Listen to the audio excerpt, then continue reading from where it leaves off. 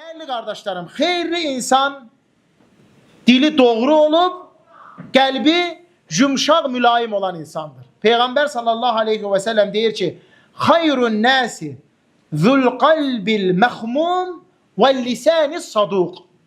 Sahabeler deyir ya Resulallah ve lisani saduk başa düştük. Yani danışanda düz danışır. Yalan danışmır. Ne gayrasan yalan danışmır. Lehine de aleyhine de. Xeyrinə də, zərərinə də yalan danışmır.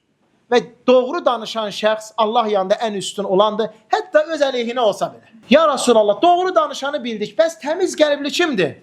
Bu söz məşhurdur. Qəlbim təmizdir, qəlbim təmizdir. Görə qəlbi təmiz insan kimdir? Peyğəmbər s.ə.v deyir ki, o qəlb ki Allahdan qorxur, Allahı sevir, içində kiməsə qarşı paxıllıq, həsəd, kibir yoxdur. O qəlb təmiz qəlbdir. O qəlb təmiz qəlbdir və bu qəlbi daşıyan insan da xeyirli insandır. Amma kimin ki qəlbi bunların əksini daşıyırsa, o qəlb ölüb, bu bədən də o qəlbin məzarlığıdır, qəbirsanlığıdır. O qəlb ölüb, Allah qorusun. Və bu bədən də o qəlbin bastırıldığı məzardır.